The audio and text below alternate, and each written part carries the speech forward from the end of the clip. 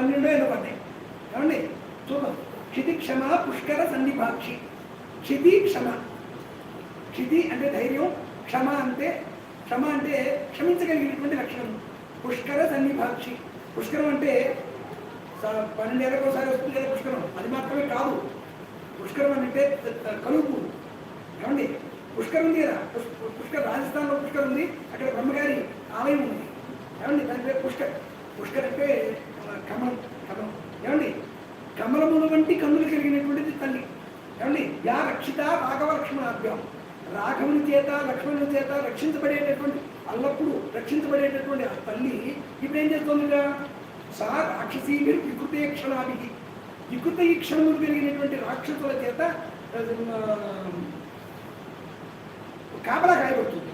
చూడండి అక్కడ రక్షించబడుతోంది, ఇక్కడ కాపలా కాయబడుతుంది. రక్షించబడడానికి కాపలా కాయడానికి ఎంత వ్యత్యాసం ఉందో చూడండి, గమనించండి. అక్కడ స్వాతంత్ర్యం ఉంది, ఇక్కడ స్వాతంత్ర్యం లేదు. ఏమండి ఆ తర్వాత సంరక్షతే సంప్రతి వృక్షమూలే. అక్కడ ఒక వృక్షమూలంలో ఆశ్రయం తీసుకుని అక్కడ ఉంటుంది. ఎలా ఉంది, ఏకవేణి అండ్ ఒకే జల. ఆ తర్వాత బాగా మలిన అంబర, మలినమైనటువంటి ఆ బట్టలు మలినమైపోయి ఉన్నాయి.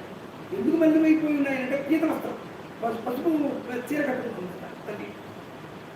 ఏమండి ఎందుకు ఆ అంబరాలన్నీ కూడా పాతపడిపోయాయంటే ఆమె ధరించినటువంటి సామాన్యమైనటువంటి బట్టలు కాదు.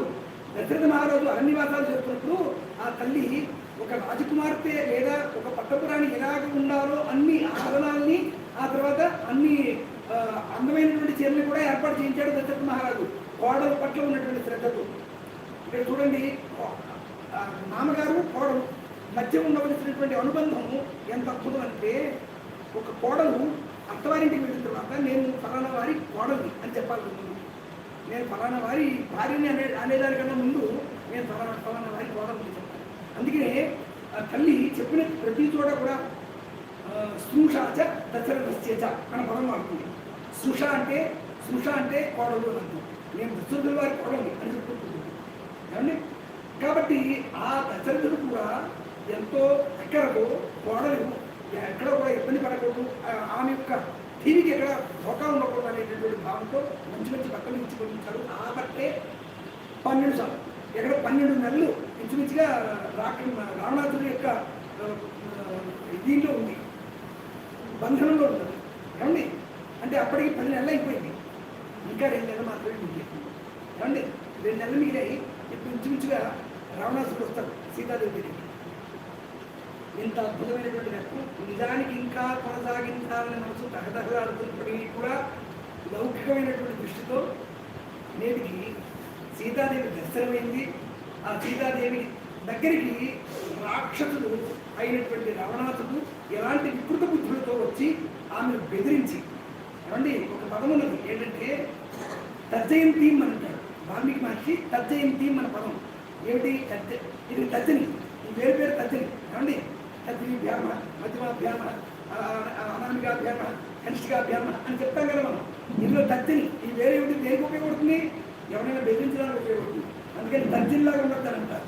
ఏమండి కాబట్టి తర్జయంతి అని అంటారు. ఇలా వేర్చుకు బెదిరించడమే పని.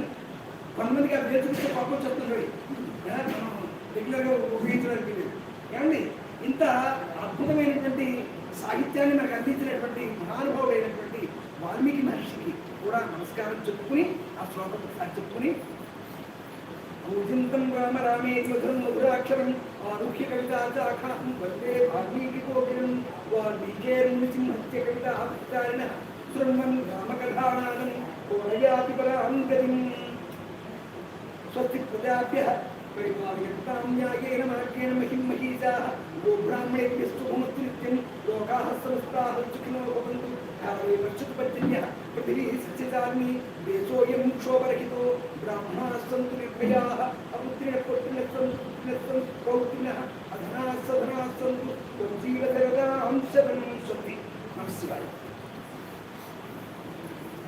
చెప్తాను హాస్యం